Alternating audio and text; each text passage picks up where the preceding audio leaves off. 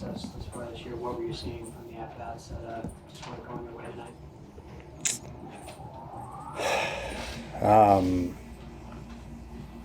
That's an embarrassing performance on our part. Just guys not sticking to what we preach, I guess, and what our offensive mindset should be.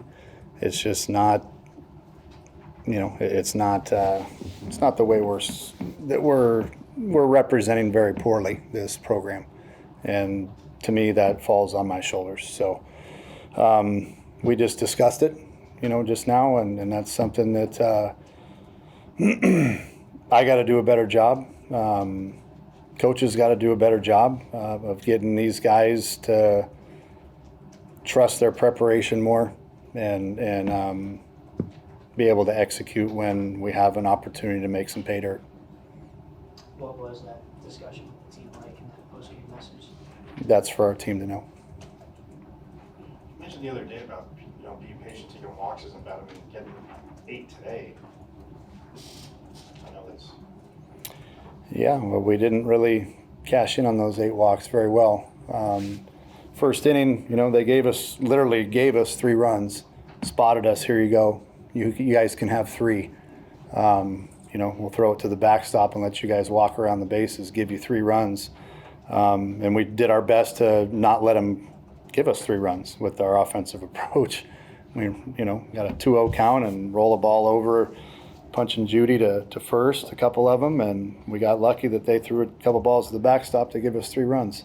Otherwise, we're walking out of a tailor-made situation to blow a game wide open out of the gates, and they gave us 3, and that's all we could muster. And that's,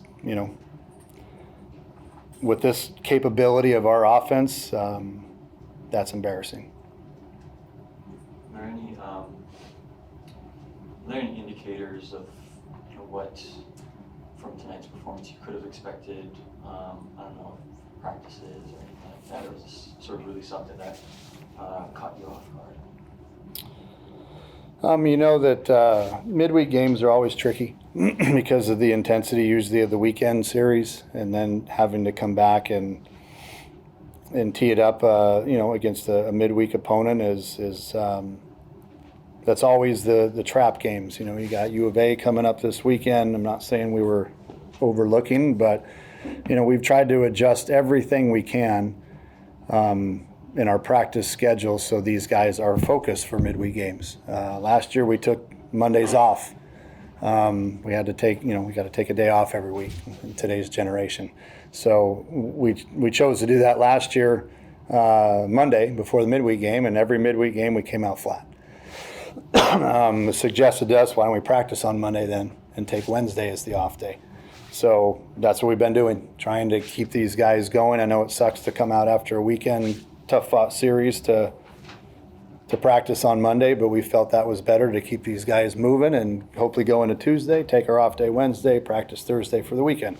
Clearly that doesn't work either.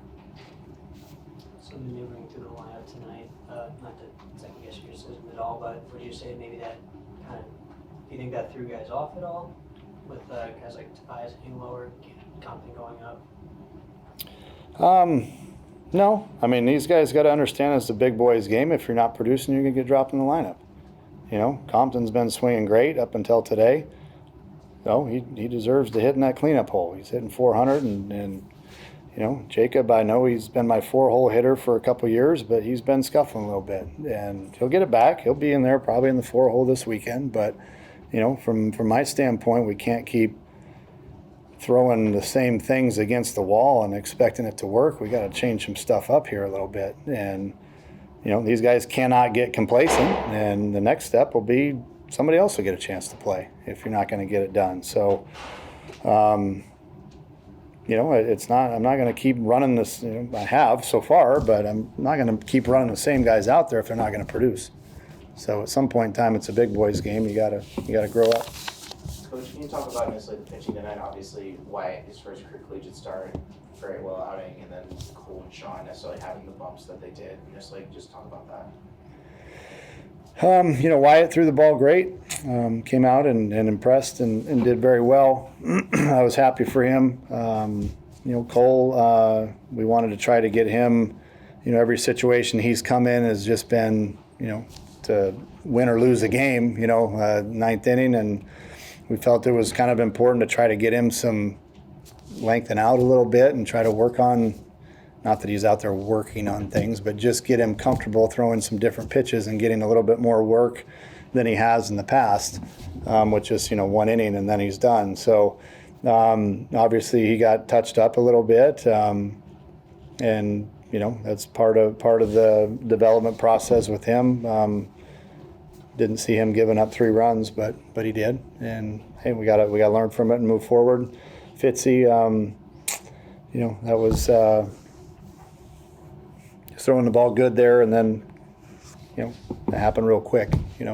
I think it was a hit and a walk, and then 3-run homer. So we had confidence he could get that bottom of the lineup out, and it didn't happen. Was there a limited stretch on Halverson tonight, regardless of how well or well not he performed? I think it was a little foolish to go much more than 50 pitches with him not having done that before. I've said plenty of times I'm not gonna jeopardize a kid's arm health. And I think this was probably, we kind of had a target of maybe around 50 pitches for him before he start tapering off a little bit, and get him out of there with success and build on it. I mean, he did everything we asked him to do. 1 hit and over 3 innings, 6 punch outs. So heck yeah, he threw the heck out of it. Would you chalk up tonight's offensive performance to more of a physical mechanics issue or mental focus approach? With what these kids are capable of doing, in my opinion, I usually go back to the mental part of it. It's not physical a lot of times with with them. Occasionally there's some mechanical tweak that we got to do, but a lot of it's between the ears and just not being ready. Is there anything that you learned from going through a slump in your career that you're able to talk to them a little bit about the mentality of it? Clear head and swing at strikes. I don't know how much more simpler I can make it. Be ready for the fastball and hit it in the middle of the field. That's the cure-all for any slump that anybody's ever been in. So for me, it's usually, like I said, if you don't have a clear head and you're not swinging at strikes, then there's no sense looking at mechanics because you're screwed at that point in time if you don't have a clear head and can't hit balls that are out of the zone, but you got to be ready to hit the ones that are in the zone, which we're not doing. We heard opening weekend about how preseason there was a lot of emphasis on being aggressive and how you would make them run if they weren't swinging at the first pitch. Is that something that you feel like the team has kind of lost their touch with the last bunch of games? Yeah, I do. In today's world, we can't run them after the game. So otherwise, they would probably be running right now. So we'd have to do a better job of emphasizing that in practice. And again, that's where I take my responsibility is I guess I'm not being tough enough on them at practice.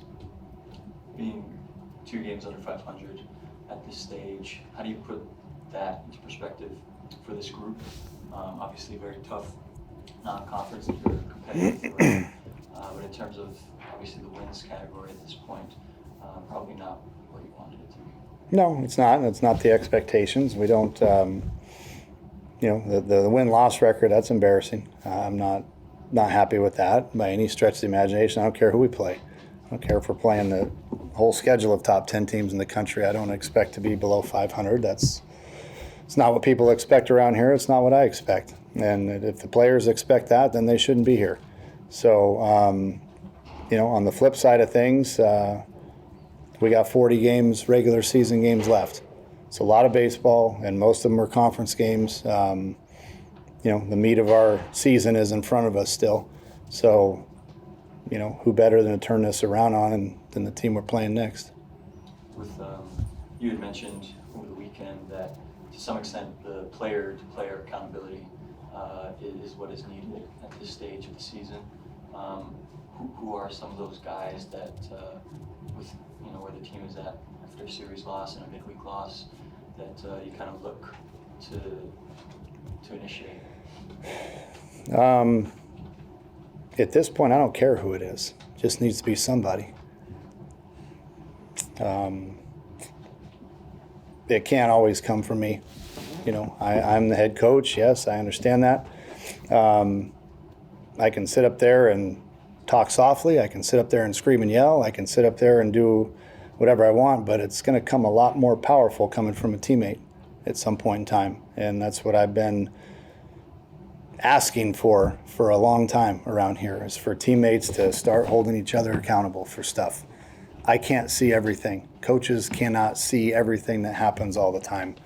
The players, there's enough of them to where if they're all on board with doing the same stuff and preaching the same message, then they should be able to go up to a guy and hold somebody accountable for lazy mistake, right? Can't always be me. But in the meantime, until I can get that, it's going to have to be me.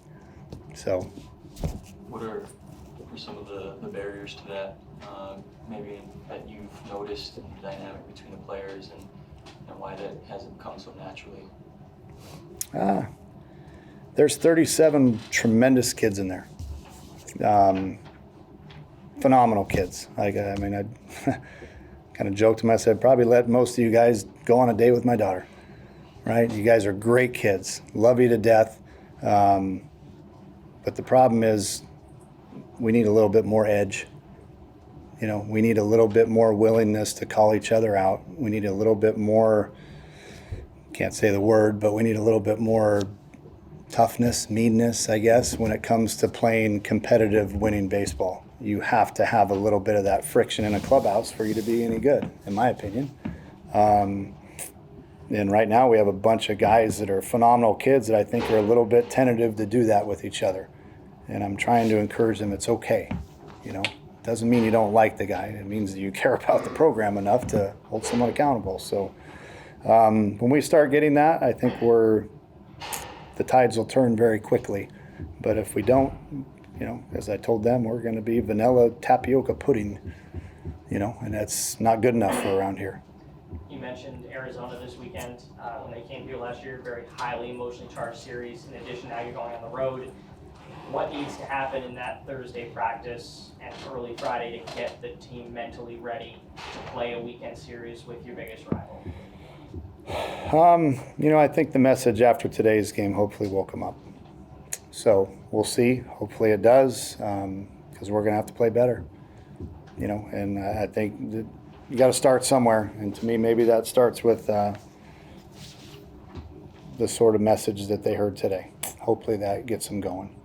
Do you think the team can get mentally ready by Friday? They damn well better, right? I don't want to sit up here talking about losing to U of A. Like that's not what I signed up for. I want to talk about beating them and how good it feels to beat them. So that's our goal. And much as it's cliche, we can't do anything about this New Mexico loss right now. It's over. It's in the rear view. It was ugly. We played terrible. It was embarrassing. But it is over, and the next opponent is people that we don't care for too much. With Arizona making the tournament last year over you guys, what's that mindset kind of going into that series?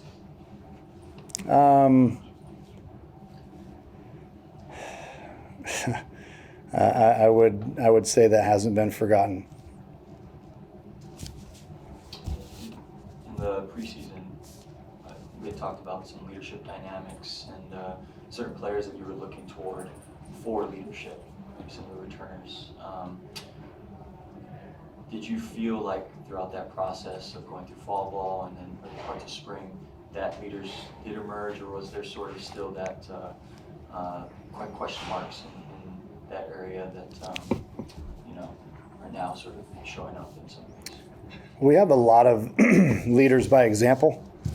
You know, I've used Ryan Campos for 2 years now, just leads by example, you know. Work ethic off the charts, great kid, would never change that. But we need some more vocal leaders that aren't afraid to stand up in front of guys, whether they play or don't play, you know, to hold guys accountable on stuff. So we have enough guys in there. I'm hoping a couple of them start doing a little bit more of that, because that's, in my mind, that's what we need. kind of going back to the tournament question, it was mentioned by the selection committee last year that a big reason why you didn't get in over Arizona was the 2 midweek losses. Obviously, there's a weekend series, but will there be a discussion of some sort with the guys about how one of these losses can kind of come back to haunt you down the stretch?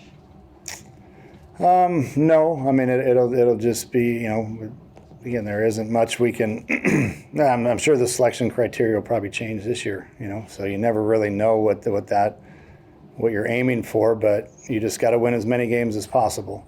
And, you know, obviously our goal is to play well. And I still don't believe margin of victory should be factored in, but apparently it was. But, you know, bottom line is you go try and play winning baseball, and the results take care of itself. That'll be the main emphasis with these guys this weekend is go out and try and win a ball game on Friday night and do whatever we got to do to win Friday. Do you think that energy that's going to be at High Corbett this weekend will kind of help your guys kind of get back into it and start feeling it a little bit? Oh, I told them if you ain't going to wake up for this one, then I'd check your pulse. Like, I don't know if you're alive if you're not going to wake up and get ready to play this weekend, because this will be a fun one. You know, the fans down in Tucson they show up down there. They're not the, try to use the right words. They're not the verbally nicest of all people at times. But that's part of the beauty of college baseball. I mean, last time we went down there and had a weekend series, man, that was, I think we lost 2 or 3, but that was the most fun I had playing or being around a baseball series in a long time. It was intense, it was hostile. We had fans in the dugout yelling at us and profanities and everything else, but my God, that's kind of fun. I miss that. That's college baseball. You know, that's a rivalry that's you know, a lot older than me and you guys, right? But it's one that's fun, and it's one that's how it's supposed to be. So as much as we dislike each other, this is the series I look forward to the most. You know, especially going down there and playing down there and expecting nasty things said to us and yelled at us. That's cool, man. Good. That's what college baseball is about.